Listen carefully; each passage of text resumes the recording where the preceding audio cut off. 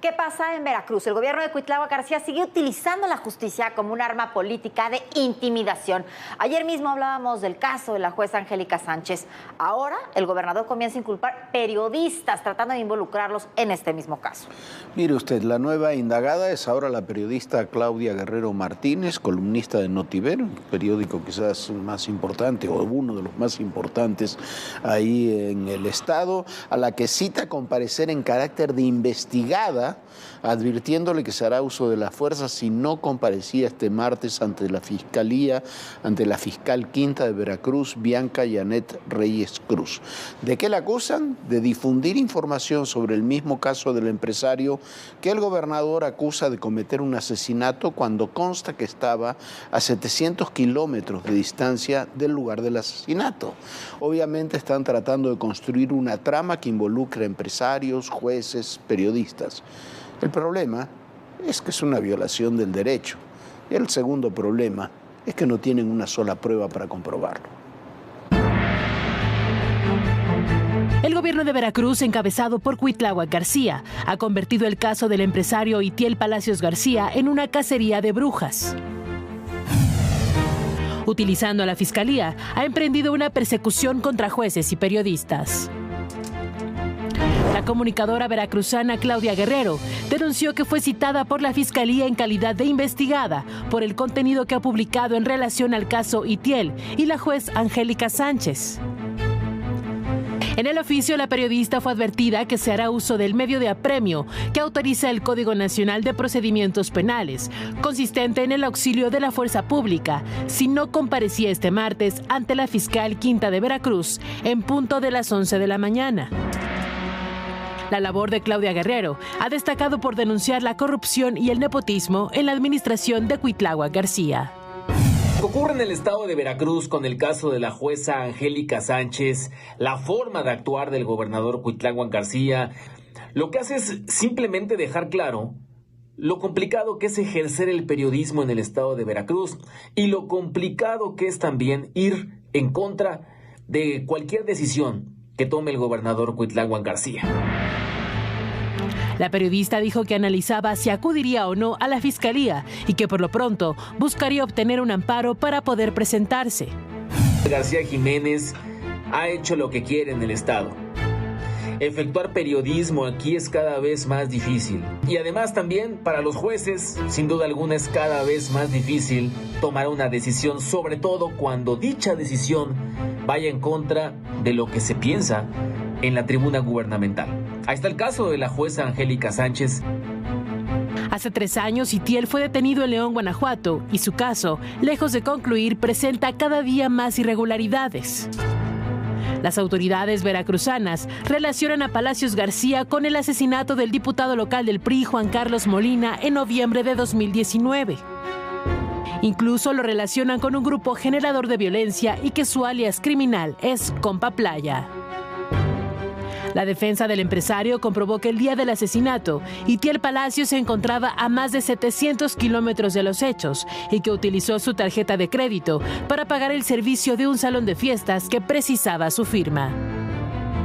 Itiel obtuvo un amparo y fue liberado, pero al salir de prisión en agosto de 2021 fue reaprendido, ahora por su supuesta participación en los asesinatos en abril de 2018 de Eneas Pérez y Leonardo Hernández, alias El Brujo, presunto líder de un grupo de la delincuencia organizada. Esa carpeta de investigación tenía más de 2 años archivada. El sábado 3 de junio volvió a ser liberado, ahora por la jueza Angélica Sánchez Hernández, quien acató un amparo, pero al salir fue reaprendido. 2 días después se detuvo a la jueza Angélica Sánchez. Sin embargo, la juzgadora quedó en libertad por no haber elementos suficientes para justificar su prisión preventiva como medida cautelar. Dijo que estaba escondida para evitar ser víctima de una injusticia, pero la mañana del viernes 16 de junio fue detenida en la Ciudad de México por presunto tráfico de influencias, específicamente en perjuicio de la fe pública y el servicio público. A ver, por favor, eso dicen que no, ya la checas y suelta. No, suelta. Suelta, mi cosa. Se está llevando a mi hija. Que te puedes un abuso. ¿Sabes qué está llevando a mi mamá? ¿A dónde la están llevando? Cuitláhuac García reconoció que no se contaba con pruebas de la supuesta comunicación entre la jueza Angélica Sánchez, presa en Pacho Viejo, con el abogado de Itiel. No, pues si yo lo supiera, yo mismo voy como testigo. ¿Se corrompió o no se corrompió? Pues, entonces se preguntó, bueno, pero ustedes son periodistas, por eso, tu sospecha es de que yo sé algo, ¿no? Bueno, ¿y no te daría sospecha de que ella, pues, no se reunió? Esta mañana el presidente López Obrador se refirió al caso de la jueza de control en el Distrito Judicial de Cosamaloapan, Veracruz, Angélica Sánchez.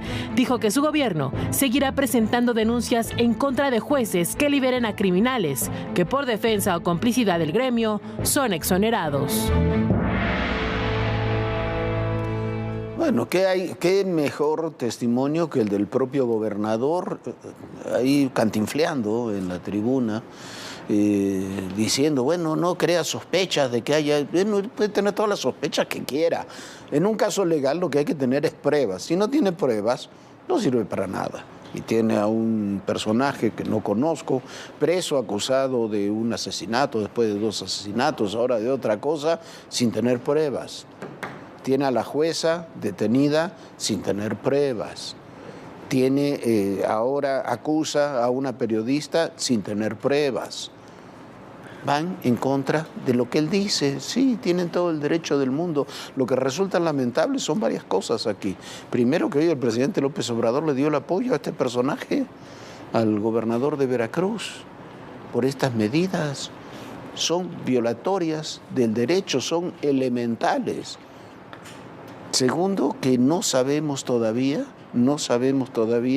qué diablos estaba haciendo la Guardia Nacional deteniendo a la jueza sin participación de un convenio de colaboración, un pedido de colaboración, sin participación de la Fiscalía Capitalina en ese hotel el día 15.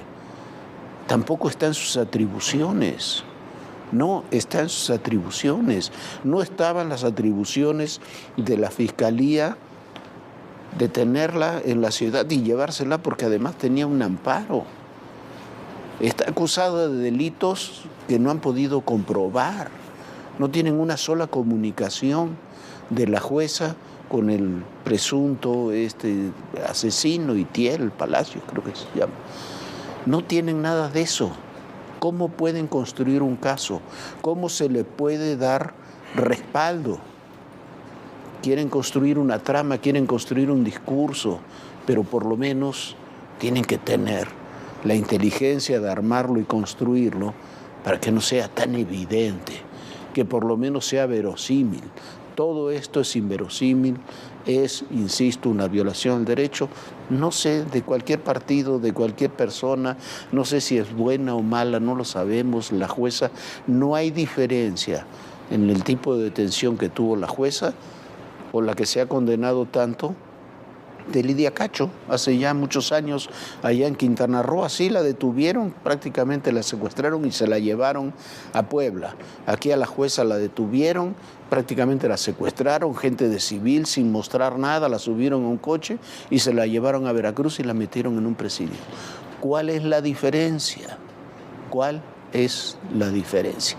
Esa es la pregunta. Jorge, lo que tú dices, a ver, no sabemos si la jueza es o tenga algo que ver en algún otro caso. Lo que sí sabemos y lo que quedó absolutamente demostrado es que la forma en la que fue detenida fue absolutamente ilegal. Como bien dice Jorge, ¿qué hace la Guardia Nacional deteniendo a esta jueza que además de todo estaba en parada, estaba en la Ciudad de México, se la llevan en un coche que ni siquiera es un coche oficial de la Fiscalía de Veracruz, que es también el mismo caso que Lidia Cacho cuando fue secuestrada y fue encajuelada para que se la llevaran desde Quintana Roo por tierra a Puebla? Bueno, lo mismo ocurrió con esta jueza. Y también, a ver, esta periodista Claudia es una periodista seria, es una periodista que fue la que descubrió precisamente la dilución de las quimioterapias con los niños en Veracruz durante el gobierno de Duarte. Ha sido una periodista que ha consignado, parece que les está incomodando y que cualquier persona que les incomoda al gobierno, sobre todo de Cuitláhuac García, simplemente los mandan a detener.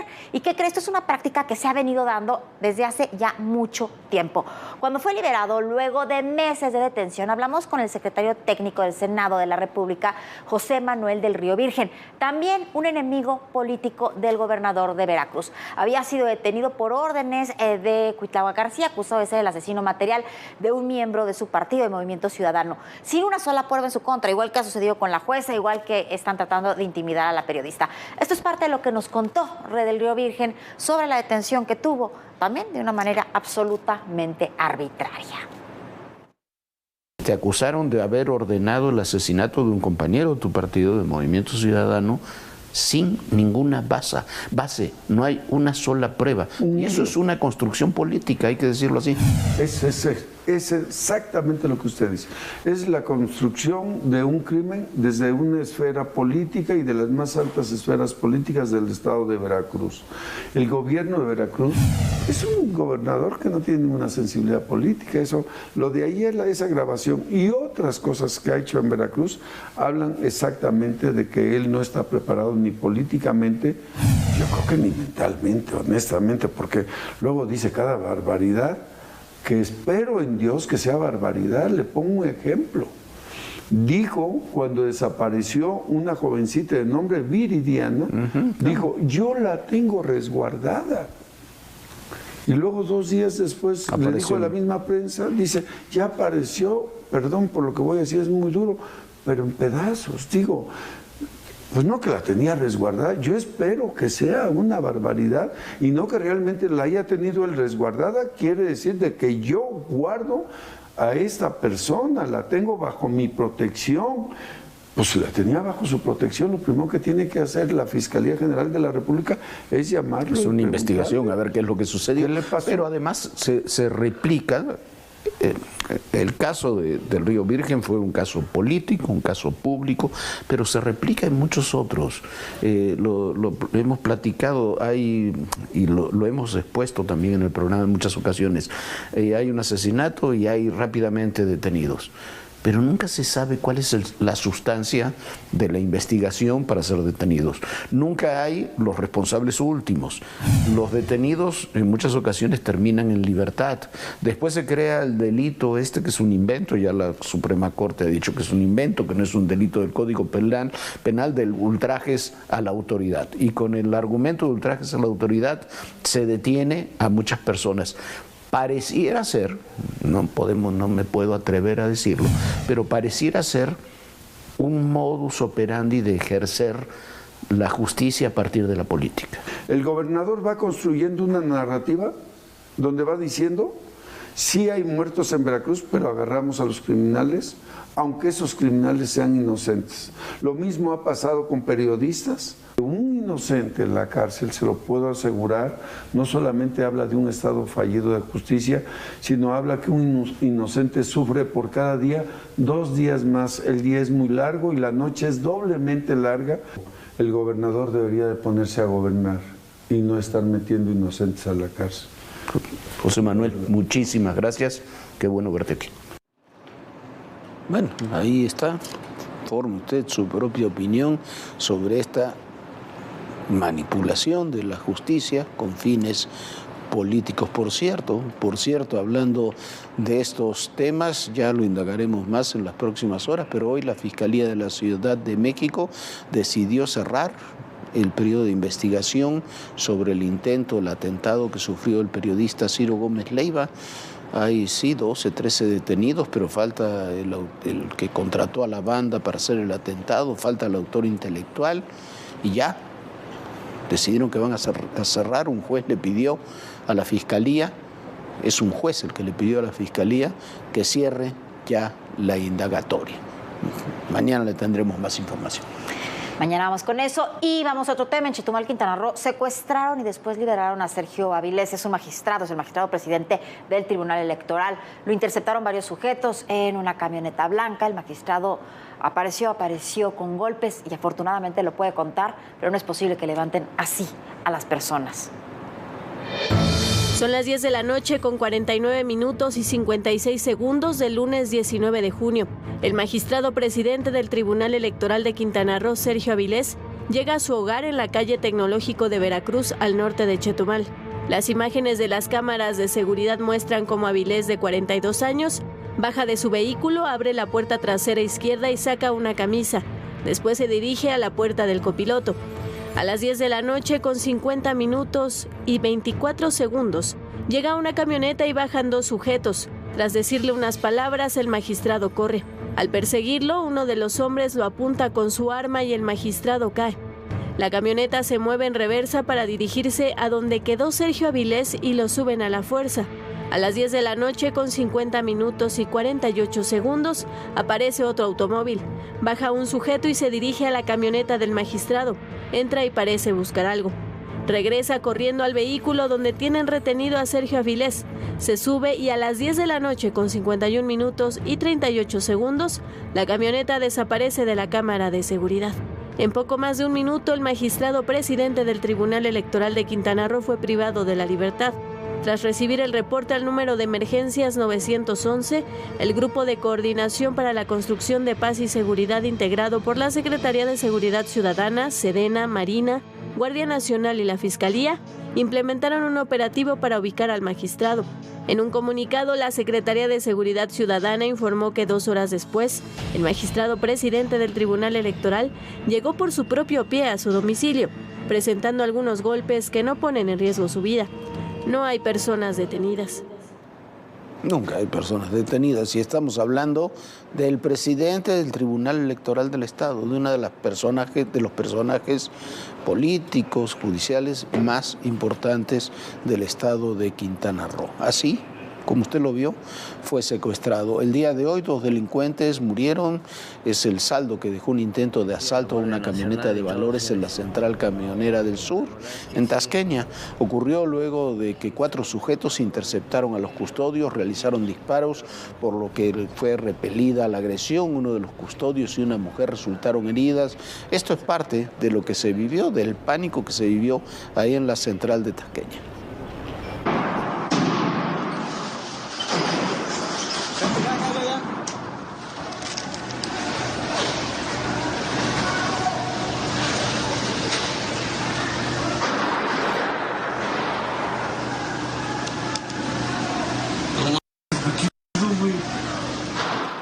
Y fuentes de la Secretaría de la Defensa Nacional confirmaron a ADN 40 la detención de 8 militares relacionados con el caso Ayotzinapa. Estos militares están acusados de tortura, desaparición forzada y delincuencia organizada. Los militares ya fueron ingresados al campo militar 1A. A ver, esta es otra politización de la justicia. No tiene nada que ver. No hay pruebas más que los testimonios de los sicarios. Es una perversión absoluta lo que se está haciendo en el caso Ayotzinapa. Se convirtió a los sicarios y asesinos en testigos protegidos. Años después, esos testigos protegidos dieron una versión del caso que no pueden comprobar porque no tienen con qué comprobarla. Con eso se había detenido ya 4 militares, incluyendo el general Rodríguez Pérez. Ahora se habían pedido 16 órdenes de... Primero habían sido 72, después las bajaron a 16. Después la propia Fiscalía General de la República dijo que no, que las cancelaba porque no había pruebas. Y ahora con el mismo argumento, los mismos temas, las vuelven a abrir y detienen a 8 militares más por este caso. Es una vergüenza. Lo que se está haciendo es una vergüenza. Y es, en algunos ámbitos, simplemente una agresión a los hombres y mujeres que estuvieron ahí, que están en la zona militar, que cumplieron con su deber y que ahora los usan de chivos expiatorios. Es una vergüenza. Mañana le tendremos mucha más información sobre este tema. Hay que ponerle un nombre, un rostro. ¡Te vamos a encontrar! ¡Te vamos a encontrar! Y que vienen todas las demandas internacionales. Una ciudad tan complicada como es la Ciudad de México. Ya llegamos a Aguililla, esta ciudad, la entrada a la Tierra Caliente.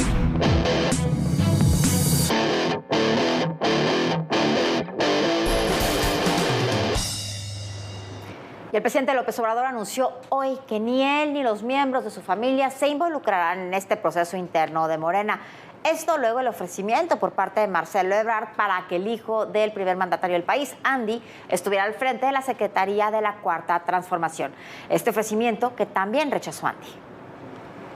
Y bueno, ahí está. Mientras tanto, hoy siguió el recorrido de los aspirantes, que puede tornarse, por lo menos para mi opinión, ustedes formen la suya, muy repetitivo si no se tienen debates o intercambios de ideas y propuestas, si no terminan siendo, creo que lo dijo Marcelo Ebrard, una suerte de recorridos turísticos. Y es verdad, hay que tener debates, ¿no? Si públicos, si se quiere, un frente a frente o no, como ellos quieran, pero lo interesante sería saber qué opinan para el futuro, más allá de que, como todos sabemos, continuarán las líneas esenciales, desde el punto de vista de Morena, de la llamada Cuarta Transformación. Siguen los recorridos de los 6 aspirantes de Morena a coordinar los comités de defensa de la Cuarta Transformación. Acompañado de su esposa, Marcelo Ebrard estuvo en las pirámides de Teotihuacán y después visitó Ecatepec. Ahí planteó la construcción de un acuaférico para enfrentar la escasez de agua. Necesitamos construir un acuaférico para el oriente que llegue, en primer lugar, a este municipio, por eso estoy aquí el día de hoy, que se llama Ecatepec. En Oaxaca, Gerardo Fernández Noroña se reunió con pobladores de Guelatao, de donde era originario Benito Juárez. Dijo que los valores del expresidente son parte fundamental para el movimiento de la Cuarta Transformación. Pero traemos el compromiso de continuar con la Cuarta Transformación y profundizarla, recuperar todo lo que es del pueblo, ponerlo al servicio del pueblo, hacer una profunda reforma a la Constitución con una Asamblea del Pueblo. En Zacatecas, Adán Augusto López envió un mensaje a los migrantes y a sus familias. Habló de generar condiciones de empleo y desarrollo para que puedan regresar. En ustedes se ve reflejada la esperanza. Y esa esperanza es posible y va a seguir siendo posible en la medida en que nosotros sigamos entendiéndoles a ustedes y haciendo todo para que ustedes cada día viven mejor. Más tarde realizó una asamblea en Rincón de Romos y cerró su recorrido en Aguascalientes. Quien sigue su recorrido dentro del Valle de México es Ricardo Monreal. A su paso por Lerma y Toluca en el Estado de México, destacó que tendrá un diálogo directo con los ciudadanos y dijo que su participación en la contienda no ha sido fácil. Que muchos de mis compañeros del partido me atacaban, me acusaban de traición pensando o asegurando ellos y ellas que yo iba a renunciar a Morena y que iba a encabezar a la oposición o a un partido de oposición tradicional de Morena. Claudia Sheinbaum estuvo en Pachuca. Se reunió con simpatizantes en la Plaza del Reloj Monumental. Destacó que la Cuarta Transformación lucha por los derechos universales y para que las mujeres no estén solas.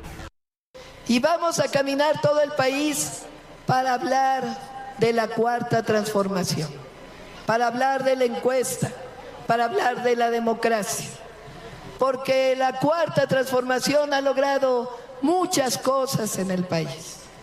Hoy todos los adultos mayores de 65 y más tienen un apoyo universal.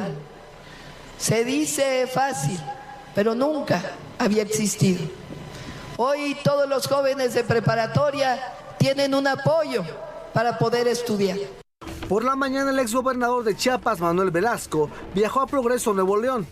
Dijo que uno de sus planteamientos es llevar al siguiente nivel de desarrollo los programas sociales. También publicó la carta que envió a sus 5 compañeros en el proceso interno, en la que destaca estar honrado de participar. Para ADN 40, Fuerza Informativa Azteca. Bueno, y mientras en Florida se decidió que será hasta agosto cuando inicie el juicio contra Donald Trump, esto por ocultar documentos secretos en su propiedad de Mar-a-Lago, mismos documentos que se llevó de la Casa Blanca. Al mismo tiempo, el día de hoy, el hijo del presidente Joe Biden se declaró culpable de los delitos de evasión fiscal y portación de armas. Será hasta el 14 de agosto cuando empiece el juicio contra Donald Trump. El expresidente estadounidense es acusado de sacar de la Casa Blanca documentos clasificados, los cuales fueron encontrados en su casa de Mar-a-Lago, Florida. Estos expedientes estaban en un salón de fiestas donde entraban decenas de personas. Luego los cambió a un baño de su residencia y finalmente los mandó a una bodega. Trump enfrenta 37 cargos, entre ellos mal manejo de documentos clasificados, retener información clasificada, obstruir a la justicia y hacer declaraciones falsas. En una entrevista para Fox News, Trump dijo que dejó la Casa Blanca rápidamente en 2021 y que sus pertenencias personales se mezclaron con documentos gubernamentales. Because I had boxes, I want to go through the boxes and get all my personal things out, and I was very busy, as you've sort of seen. Yeah. Quien sí evitó ir a juicio fue Hunter Biden, el hijo del presidente de Estados Unidos, Joe Biden. Se declarará culpable de delitos fiscales federales en un acuerdo con el Departamento de Justicia de los Estados Unidos y cumplirá con las condiciones establecidas por los fiscales para evitar el enjuiciamiento por posesión ilegal de armas de fuego como usuario de drogas. Reportes indican que el Departamento de Justicia recomendará la libertad condicional, con lo que Hunter Biden evitará estar tras las rejas, pero la decisión final depende del juez encargado del caso.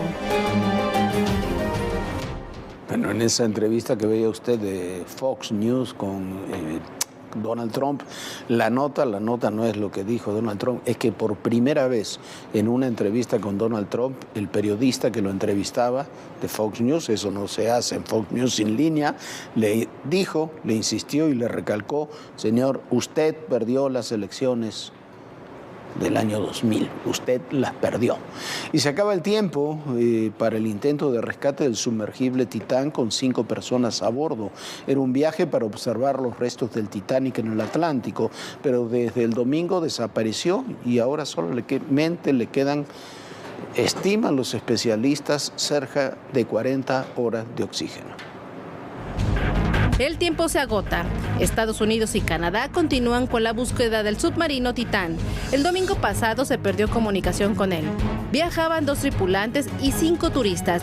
Hamish Harding, multimillonario británico y presidente de una compañía de jets privados. Shahzada Dawood, un empresario pakistaní, y su hijo Suleiman Dawood, de 19 años. Paul Henry, explorador francés, y Stockton Rush, CEO de Ocean Gate, la compañía que opera la inmersión. Tenían como destino llegar al punto donde naufragó el Titanic, para observar los restos de uno de los barcos más famosos en la historia. La capacidad de este submarino es para 96 horas de oxígeno en condiciones normales, y a los tripulantes les restan menos de 48 horas. Ocean Gate Expedition se creó en 2009 con la idea de ampliar la exploración del océano más profundo, una parte muy poco explorada. La empresa ofrece viajes turísticos de famosos naufragios o para ver los fondos marinos. Ha llevado a cabo 14 expediciones y más de 200 inmersiones en el Océano Pacífico y el Atlántico. Un ex empleado informó que en 2018 fue despedido por negarse a realizar pruebas con la tripulación y por advertir de los riesgos que había detectado en ese momento. Ahora el mayor temor de los expertos es que el sumergible haya implosionado. Ya nos vamos, muchísimas gracias por habernos acompañado. Mañana, por supuesto, tenemos una cita muy puntual aquí, 11 de la noche. Sueñe bonito. Bonita noche, Jorge. Bonita noche, Viviana. Muy bonita noche para todos ustedes. Y recuerden, el poder y en la política, todo, pero absolutamente todo, es personal. Gracias.